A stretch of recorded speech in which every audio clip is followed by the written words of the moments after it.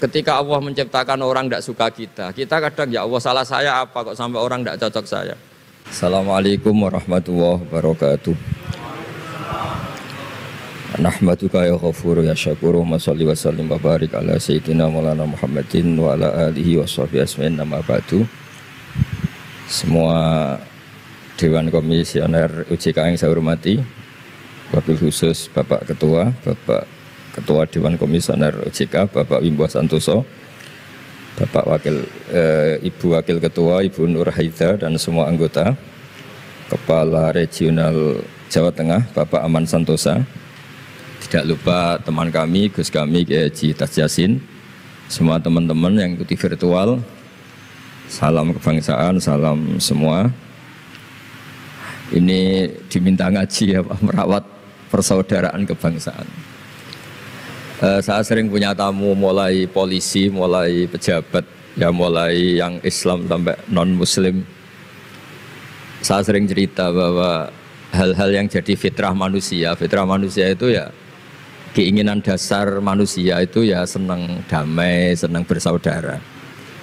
Karena hal itu fitrah itu desain awal manusia itu suka damai. Jadi kalau untuk konflik itu butuh pemicu, tapi kalau untuk damai itu tidak butuh pemicu. Sehingga orang di mana-mana bisa rileks ya, rileks di terminal, rileks di jalan, rileks di warung-warung kopi, rileks di kedai-kedai.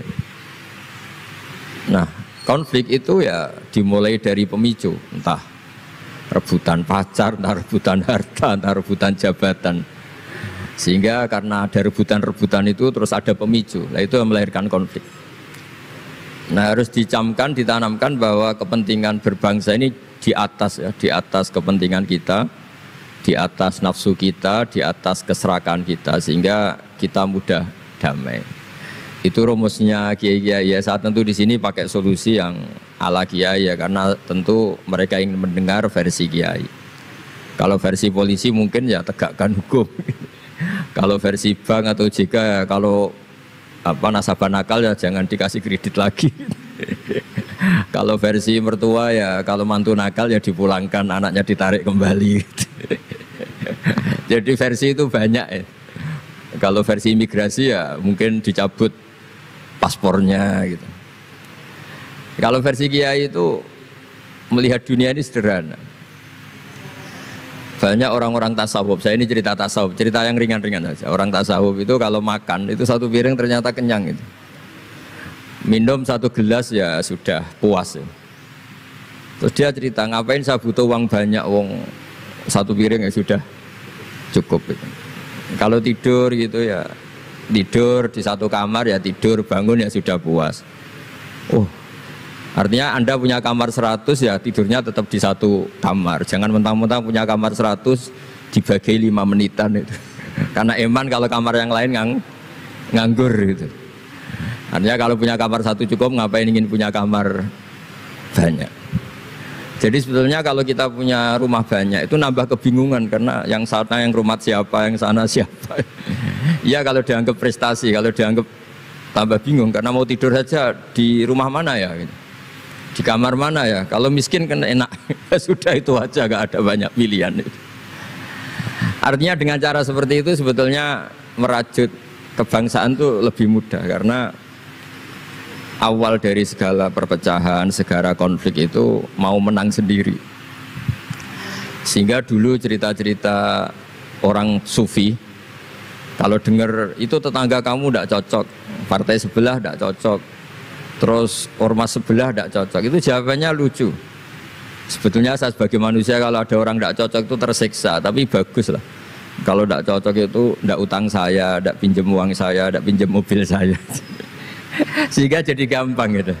Artinya jadi gampang itu ya orang yang baik sama kamu ya baik, karena Anda punya mitra, punya teman. Yang sedang nggak seneng kamu juga baik.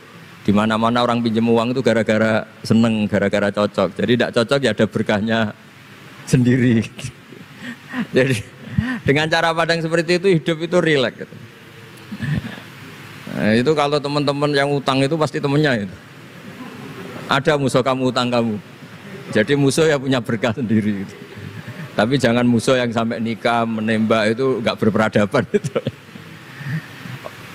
Suatu saat Imam Syafi'i itu pernah didatangi orang itu, ketemu beliau cium tangan hormat. Setelah di luar ternyata orang itu mencaci maki. Coro Jawa ngerasani tadi kata Pak Wimbah karena orang Solo itu ngerasani. Ketika Imam Syafi'i dilaporin orang itu di depan Anda menghormati, kalau di luar itu ngerasani itu menghina, mengata-ngatain. Jawabnya Imam Syafi'i lucu. Alhamdulillah berarti saya wibawa katanya. Di depan saya tidak berani. Dijawab enteng saja, tidak dijawab serius. Berarti saya wibawa, di depan saya buktinya tidak berani. Nah Islam itu ngajari itu semua. Ngajarin ketika kita disenengin orang banyak itu ya poin atau aset. Karena kita harus kerjasama atau sama-sama kerja dengan banyak pihak. Tapi kalau ada orang lain yang sedang tidak seneng atau tidak cocok, itu juga ada berkahnya sendiri karena dia bisa mandiri. Itu kalau mantu-mantu itu tidak tukaran sama mertuanya, itu tidak mandiri-mandiri. Disuruh mertuanya mangan ramangan kumpul, yuk tambah suwe tambah goblok itu, tambah lama tambah goblok itu. Baru gara-gara terlalu cocok kan.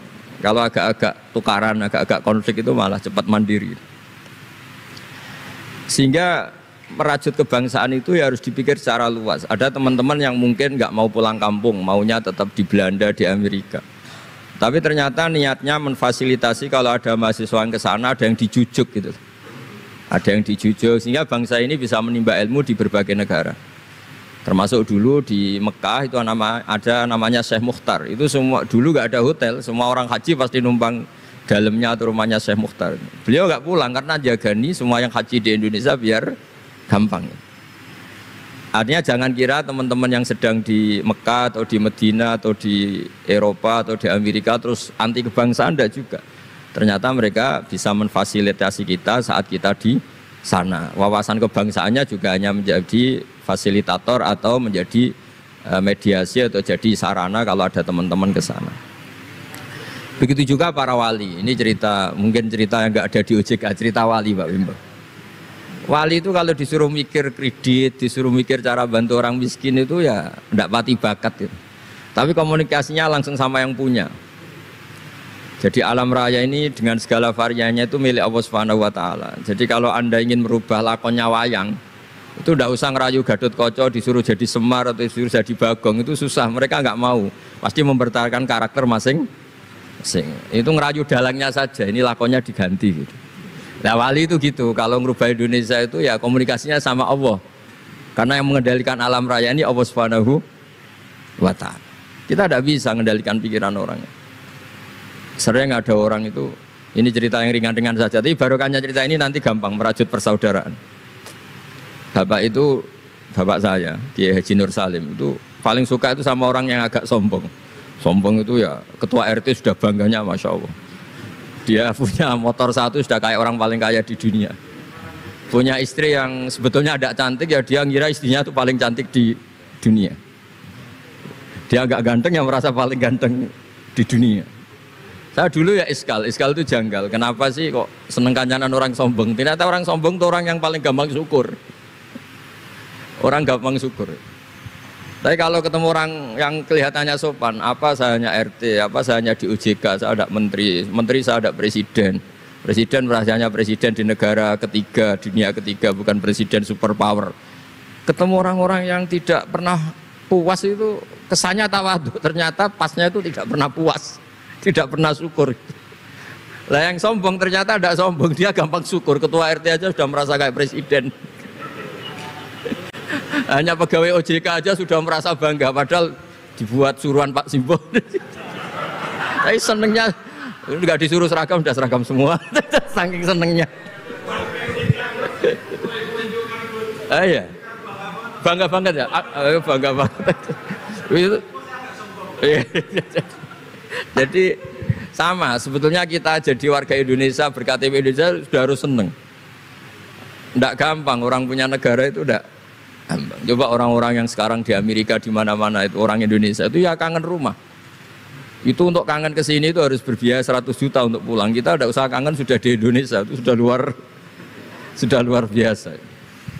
Nah, sama-sama kerja atau sering memberi kontribusi. Saya sering punya analogi ya. Saya sering diskusi sama banyak rektor di Indonesia. Bagus mana kerja sistem modern sama sistem kiai? Kata saya ya semuanya punya plus minus. Tapi kalau saya kiai ya milih bagus kerjanya kiai. Kata saya. Kalau kiai itu ngajarkan orang yang mampu nolong yang lemah. Ya sudah itu aja ajarnya. Kapan saja Anda mampu, berkesempatan mampu ya wajib menolong. Tapi kalau sistem modern itu ada jobnya. Sehingga gara-gara ada jobnya, suatu saat mungkin kalau ada orang tenggelam, wah saya ada SAR, saya ada tim SAR gak perlu menolong gitu. Kalau ada orang miskin, saya ada pegawai bank gak perlu ngasih kredit. Itu bahaya untuk bangsa ini. Sehingga dibutuhkan kerja-kerja yang ala kiai saja. Kalau ada kecelakaan di jalan, meskipun Anda tidak satlantas ya ditolong Anda yang menangi, yang tahu. Kalau ada yang miskin, tetangga kamu Anda mampu ya tolong saja, tidak usah nunggu diajukan proposal, didaftarkan miskin resmi sampai ada plakatnya terus baru dibantu. Itu selak mati. Nah, selak kelaparan. Nah, pendidikan agama juga gitu. Misalnya semester ini mengkaji tentang sholat misalnya di UIN atau di IAIN. Mengkaji tentang haji. Kalau di kiai enggak, Anda mau haji tinggal tanya kiai. Tapi kalau ada kuliah nunggu semester itu, nunggu dosen itu baru tahu bab haji. Nah kalau pertolongan itu nunggu polisi, nunggu OJK itu prosedur dulu, kadang ditanya sertifikatnya macam-macam. Nah di sini pentingnya kerja. Jadi kalau lembaga resmi ini untuk hal-hal yang besar, yang tidak mendesak, yang mengikat. Tapi harus ada sistem sosial yang on time, yang setiap saat bisa diakses.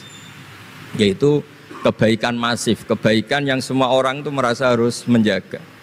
Jadi yang menjaga kestabilan Indonesia itu semua orang, bukan polisi, bukan tentara, bukan siapa saja, termasuk departemen-departemen resmi, kepolisian, termasuk semuanya. Dengan merasa seperti itu, saling tergantung, dan yang lebih cepat ya sistem sosial tadi.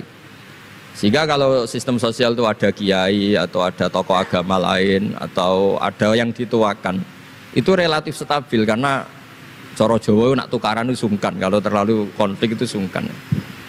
Nah sehingga dulu ada cerita, ini cerita ada seorang perempuan itu ketemu Nabi itu di jalan.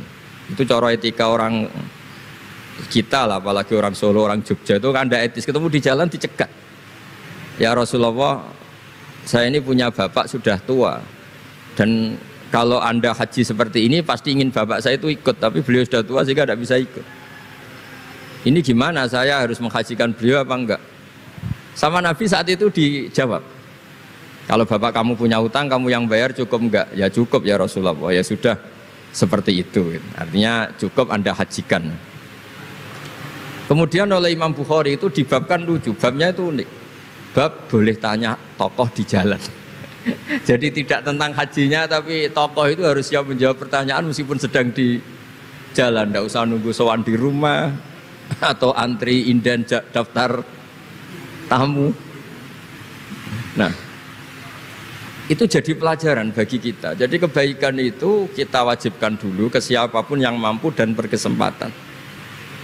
Sehingga kalau kita misalnya ketemu orang tenggelam, meskipun kita tidak pegawai SAR atau tidak yang bertugas di pantai itu, ya kalau Anda mampu, ya selamatkan. Kalau ada kebutuhan tertentu masyarakat, misalnya sakit, Anda berkemampuan minjemin mobil untuk diantar ke rumah sakit, ya kewajiban Anda, bukan nunggu dinas resmi yang mengambil. Jadi kebaikan yang diwajibkan ke dinas resmi ya monggo, kita loyal, kita dukung, kita support. Tapi kewajiban yang diwajibkan atas nama agama bagi yang mampu itu tidak boleh hilang, karena ini yang langsung bersentuhan dengan masyarakat. Coba kemarin pas Covid misalnya, banyak teman-teman saudara kita yang pulang kampung. Ketika lembaga resmi belum ngurus itu, yang ngurus ya keluarga, sanak famili, mereka pulang, mangan ramangan kumpul, ya ada, alhamdulillah ya ada yang kelaparan. Kenapa tidak ada yang kelaparan? Karena sistem sosial itu jalan, orang kok medit atau kikir sama tetangga, sama keluarga itu pasti diadili masyarakat. Dan masyarakat sepakat urusan makan itu sepele, sehingga mereka pulang ya ikut Pak D-nya, Pak Leknya, ikut Mbahnya, itu semuanya bisa makan. Bisa ngopi-ngopi, bisa rokok-rokok, dia tetap santai aja normal. Bahkan banyak yang nganggur itu seneng. Barokahnya nganggur yang ngutangi tidak nagih katanya. Kalau tidak, jadi ya dianggap ringan saja hal-hal seperti itu. Nah, Khawatir saya kalau saya pernah baca kitab di karangan seorang ulama besar, Al-Hayatul Ulya, otoritas besar dalam satu sistem negara, itu harus diakui sebagai bagian dari kebaikan masif. Tapi kebaikan masif yang nggak boleh hilang adalah kebaikan yang nggak punya otoritas, karena ini jumlahnya lebih besar. Ya tadi misalnya kecelakaan di jalan itu kan tidak bisa kebetulan ada mobil patroli atau mobilnya Satlantas atau lembaga resmi tertentu yang nangani kecelakaan. Yang nangani ya orang-orang di jalan yang menangi itu terus diantar ke rumah sakit atau ngabari keluarganya.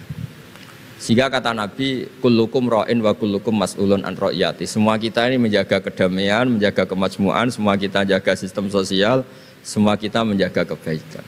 Nah dari semua itu dibikinlah di era modern lembaga-lembaga formal. Tapi jangan juga lembaga formal menghilangkan sistem fitrah manusia tadi yang fitrahnya ingin baik dan itu ada di mana-mana dan kapan saja. Dan Allah kalau menciptakan sesuatu itu pasti luar biasa. Saya sering ditanya sama orang-orang, Gus gunane Indonesia seneng cangkruk itu apa? Anggap aja itu tim SAR paling on time katanya. Itu kalau ada orang bingung, yang ditanya pertama ya orang-orang nganggur di pertigaan-pertigaan itu. Ini rumahnya mana? Kalau ada orang bingung yang nanya itu. Kalau ada orang kecelakaan yang nolong ya itu. Artinya sistem sosial yang sudah ada itu nggak boleh diambil alih lembaga. Karena kalau itu iya, kita kekurangan kekuatan sosial. Jadi ini penting saya utarakan supaya kebaikan-kebaikan bersama ini saling melengkapi, bukan saling mengadili, bukan saling merasa paling superior. Saya sering guyonan begini, kalau ada rapat ketahanan pangan, yang rapat itu merasa superior karena punya rumus yang luar biasa. Tapi apa artinya rumus itu kalau petani nggak mau nanam padi? Petani itu tidak usah rapat, tapi nanam padi itu otomatis jaga ketahanan pangan. Sistem sosial juga sama, di kampung itu kalau ada orang jahat atau sinis, itu pasti nggak punya teman. Monggo Gus Yasin ini rawuh. Ini alhamdulillah Gus Yasin rawuh. Mau Gus? Biar jejer Pak Ketua, dia di situ ada. Oh mau di. Mari Gus. Jangan tetap di mana itu.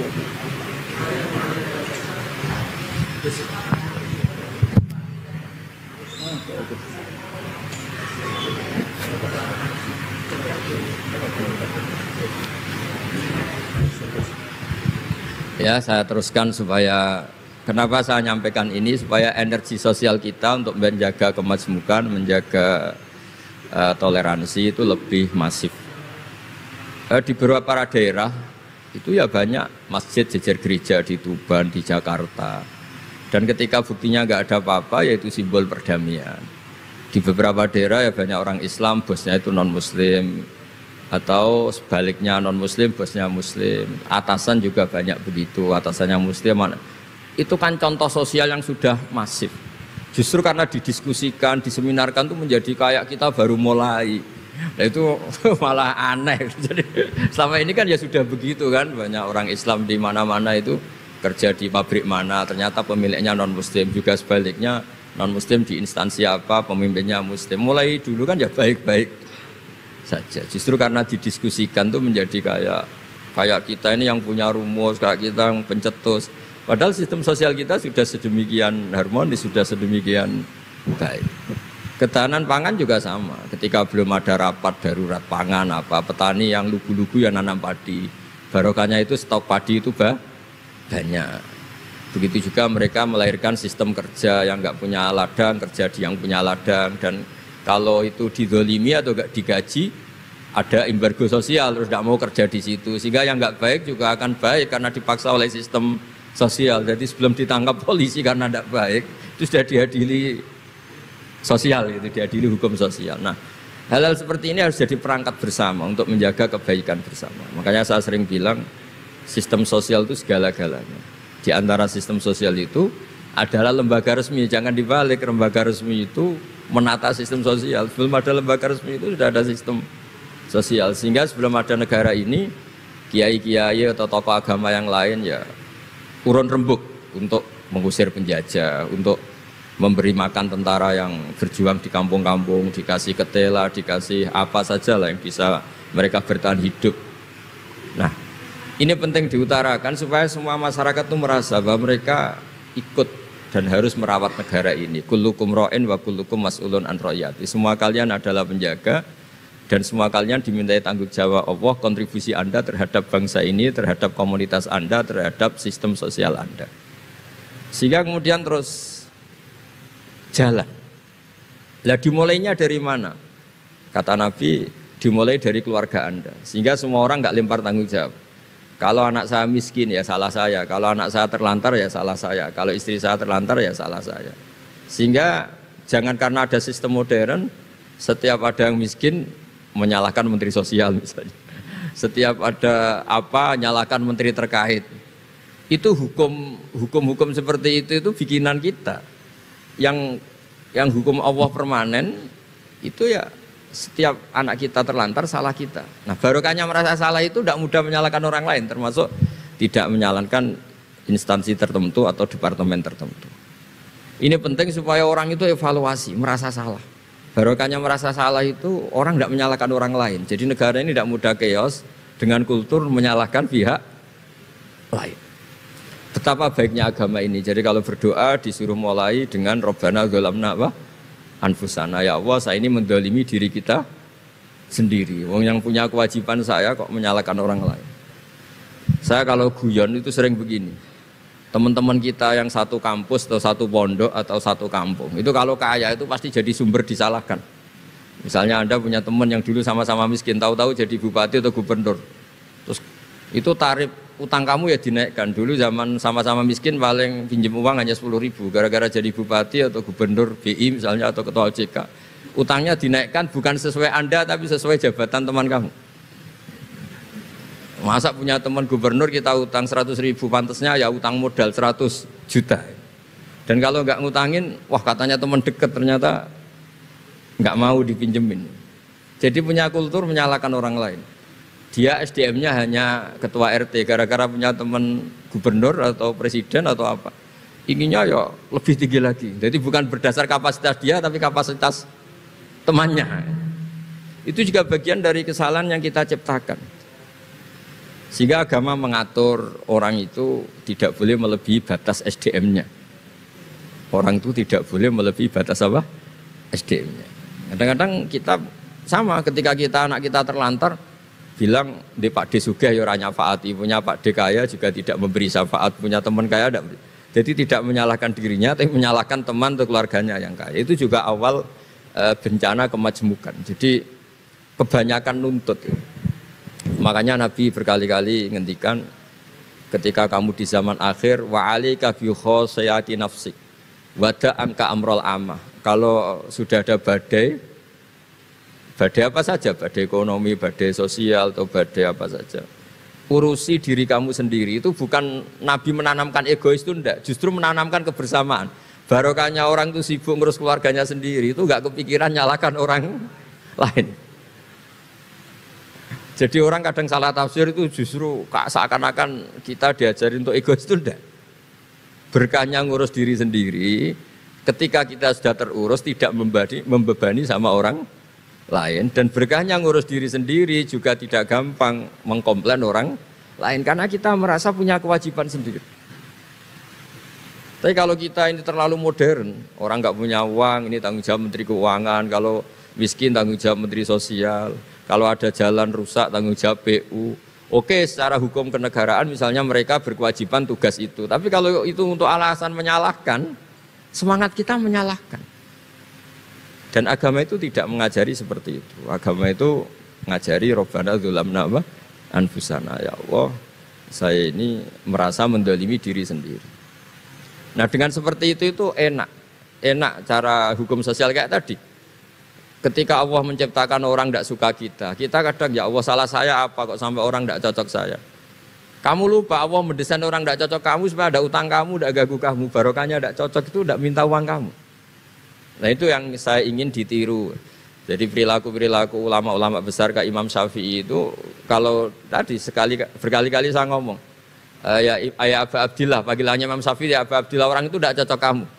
Ya baguslah, dia merdekakan saya, dia tidak akan pinjam uang saya, tidak pinjam mobil saya, tidak akan ganggu saya, tidak cocok. Kalau dia hajatan juga tidak ngundang kamu, jadi tidak cocok itu ya barokahnya ya banyak. Nah kenapa banyak kiai tidak dimintai rembukan masyarakat padahal dituakan? Karena kalau semuanya minta rembukan kiai itu disarankan mondok semua. Padahal barokahnya negara ini ya ada yang kuliah, ada yang jadi polisi, ada yang jadi tentara. Kalau rembukan semua sama kiai disarankan mondok semua. Nanti yang jadi polisi siapa, yang jadi dokter siapa. Nah barokahnya kadang-kadang kiai ditinggalkan, nggak diajak rembukan itu ya varian-varian profesi itu banyak. Kiainya juga ada harus tersinggung. Ini katanya nuakan saya, apa-apa diputuskan sendiri, ada usaha seperti itu ya biasa aja. Jadi kemajmukan, menjaga kemajmukan itu dimulai dari semua orang merasa berkewajiban menjaga perdamaian ini, menjaga keharmonisan ini. Tentu dimulai dari merasa wajib pada dirinya. Ini penting supaya tidak ingin menyalahkan orang lain atau terbersit menyalahkan orang lain. Terus kedua, bahagia dengan dirinya tadi. Misalnya orang yang paling miskin di Indonesia, itu ternyata tadi saya utarakan, saya punya kitab-kitab tasawuf banyak. Itu lucu-lucu dan jadi gampang hidup itu. Misalnya dia miskin makan satu piring kenyang. Kenapa saya harus korupsi? Kenapa saya harus mencuri? Wong makan satu piring juga sudah kenyang. Terus dia menghitung orang sampai kaya raya itu makannya sampai meninggal, misalnya 60 tahun, jumlahnya sama orang miskin ternyata jumlah yang dimakan yang sama, jumlah yang diminum ya sama. Terus ada pertanyaan, saya pernah digugat juga pas dalam satu acara. Tapi kalau orang kaya ingin apa saja kan kesampaian Gus, ingin beli mobil kesampaian, ingin beli pesawat kesampaian. Saya tanya, ya orang kaya inginnya tidak seperti itu. Misalnya inginnya mungkin jadi presiden, inginnya jadi gubernur, kan ada aja nggak kesampaian. Tetap aja ada yang nggak kesampaian.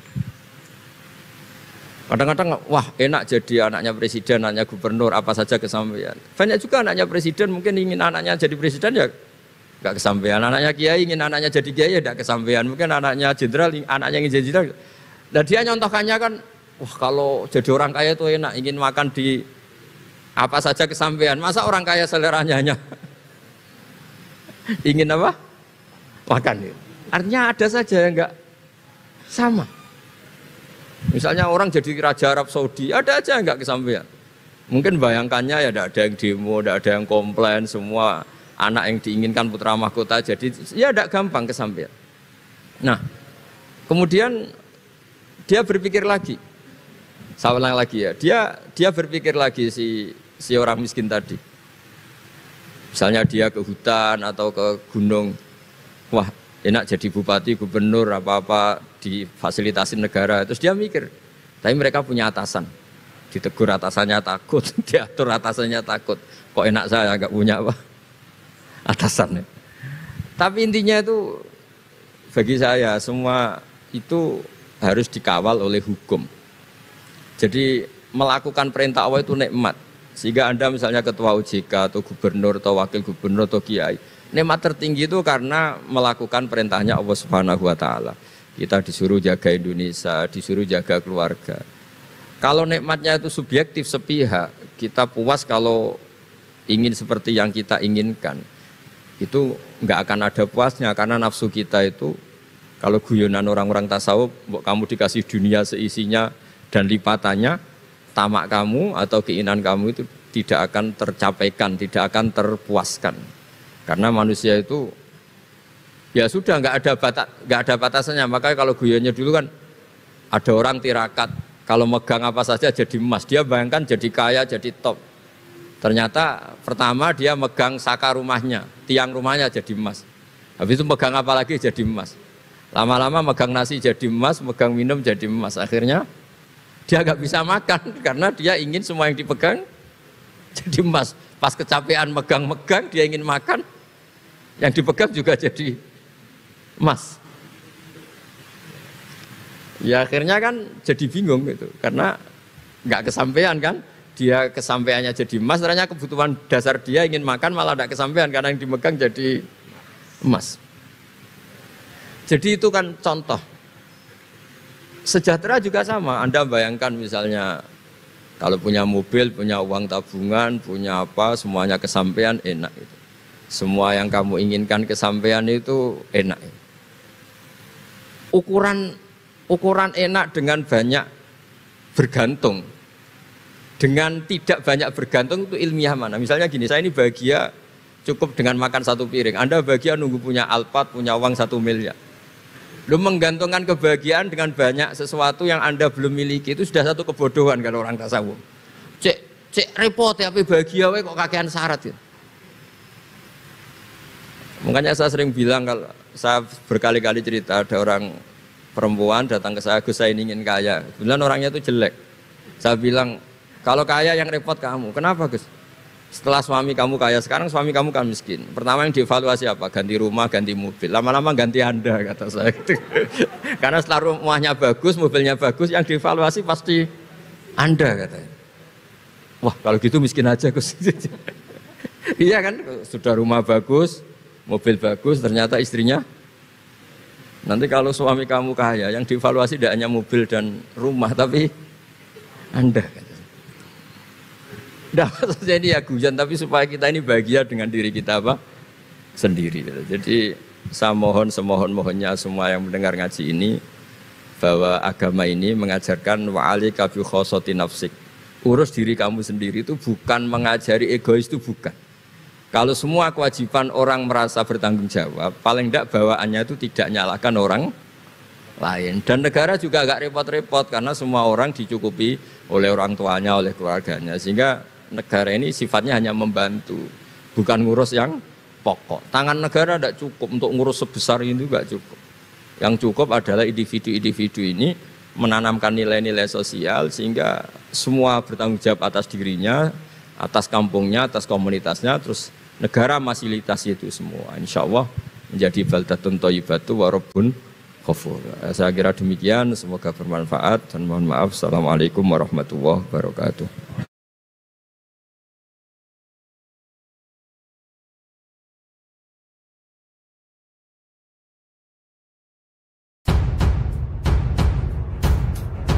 Assalamualaikum warahmatullahi wabarakatuh. Pemirsa Hidayah Rabbi yang budiman, generasi muda adalah penerus peradaban, harapan bagi agama, bangsa, dan umat manusia. Dalam dunia yang semakin kompleks ini, memahami agama dengan benar dan mendalam menjadi kebutuhan yang tidak bisa ditawar.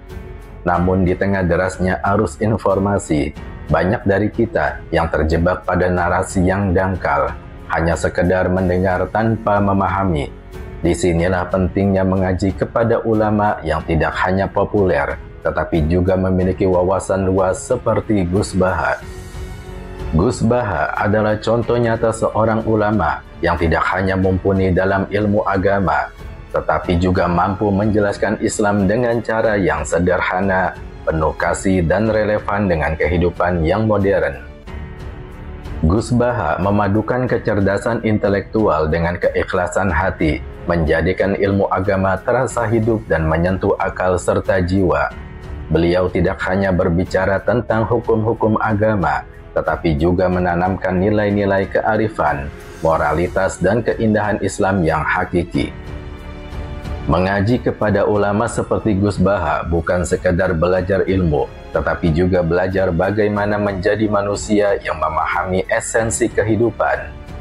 Generasi muda harus menyadari bahwa ilmu agama tidak hanya untuk bekal ibadah pribadi, tetapi juga untuk membangun masyarakat yang adil, harmonis, dan penuh keberkahan.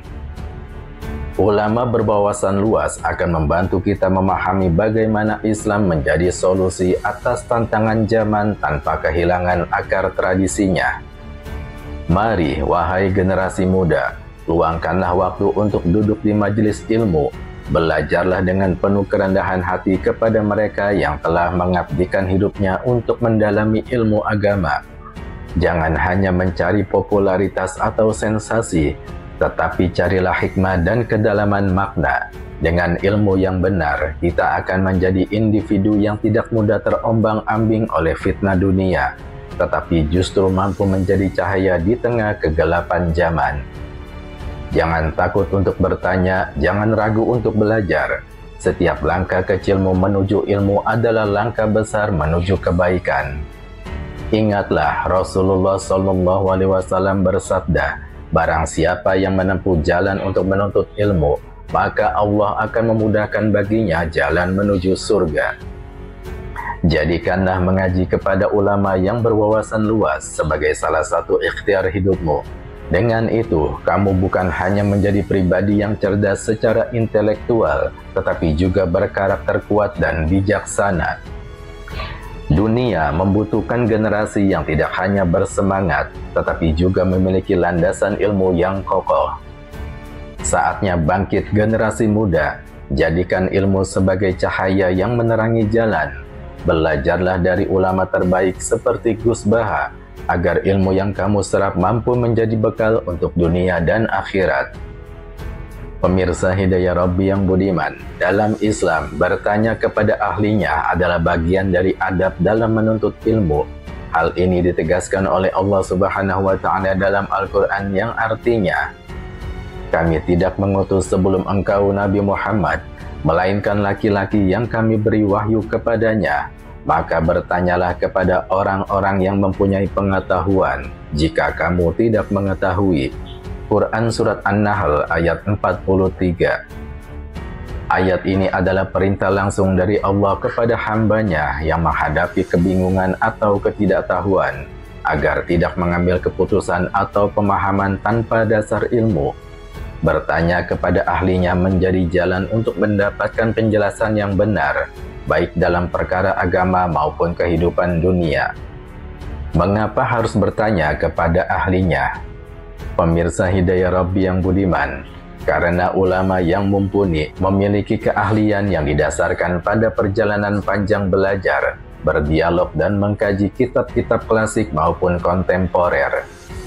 Mereka memahami agama dengan pendekatan yang menyeluruh, sehingga mampu memberikan jawaban yang tidak hanya sesuai teks, tetapi juga relevan dengan konteks kehidupan saat ini. Dalam dunia yang penuh informasi seperti sekarang, tidak semua yang kita temui di media atau masyarakat adalah kebenaran. Salah mengambil sumber dapat membawa seseorang pada pemahaman yang keliru, bahkan menyimpang. Ulama atau ahli yang benar memiliki amanah untuk menjaga kemurnian ilmu, sehingga mereka menjadi rujukan utama yang dapat diandalkan. Dalam Islam, tradisi bertanya adalah salah satu kunci perkembangan ilmu pengetahuan. Para sahabat Nabi Muhammad SAW tidak pernah ragu bertanya kepada beliau untuk memperjelas perkara. Meskipun terkadang pertanyaan mereka terlihat sederhana, bertanya kepada ahlinya adalah cara kita menyambung mata rantai keilmuan Islam dari generasi ke generasi. Islam juga mengajarkan adab dalam bertanya agar proses mencari ilmu membawa keberkahan. Berikut adalah beberapa adab yang perlu diperhatikan. Bertanya bukan untuk mendebat atau menunjukkan kepintaran, melainkan untuk memahami kebenaran. Rasulullah SAW bersabda, sesungguhnya amal itu tergantung pada niatnya. Hadis riwayat Imam Bukhari dan Imam Muslim. Ketika bertanya, gunakan bahasa yang baik dan hindari sikap merendahkan atau memaksakan kehendak. Santun dalam bertanya menunjukkan penghormatan kepada orang yang lebih berilmu.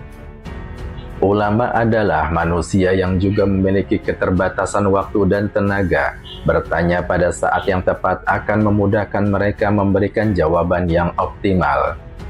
Bertanya bukan hanya tentang menyampaikan pertanyaan, tetapi juga mendengarkan dengan hati dan pikiran terbuka terhadap jawaban yang diberikan. Islam sangat melarang seseorang berbicara atau berfatwa tanpa ilmu. Dalam sebuah hadis, Rasulullah SAW bersabda, barang siapa berfatwa tanpa ilmu, maka dosa itu atasnya. Hadis riwayat Abu Dawud dan Ibnu Majah. Pemirsa Hidayah Rabbi yang budiman, bahaya tidak bertanya kepada ahlinya adalah munculnya kebingungan di tengah masyarakat. Pendapat yang tidak berdasar dapat menimbulkan fitnah, perpecahan atau bahkan tindakan yang bertentangan dengan syariat. Oleh karena itu, ulama yang berkompeten menjadi penjaga umat dari penyimpangan.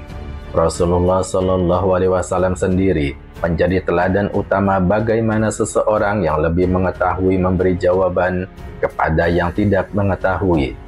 Ketika seorang sahabat bertanya tentang hukum berwudu dengan air laut, Rasulullah Shallallahu Alaihi Wasallam menjawab dengan sederhana, airnya suci dan bangkainya halal. Hadis riwayat Abu Daud dan At-Tirmizi.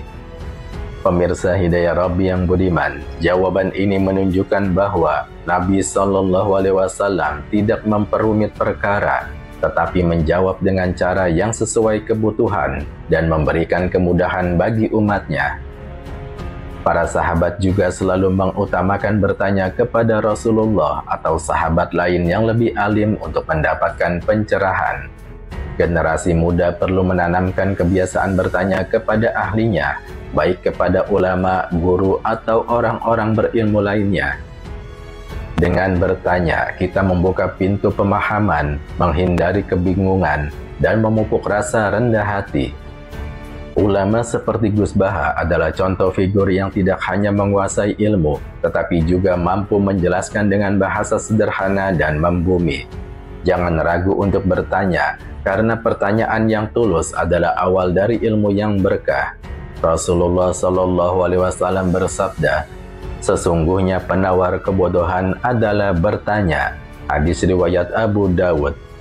Pemirsa Hidayah Rabbi yang budiman, mari jadikan tradisi bertanya kepada ahlinya sebagai bentuk penghormatan kepada ilmu dan ulama, serta sebagai bekal kita untuk memahami agama dengan benar. Islam adalah agama yang mengutamakan ilmu dan pengetahuan.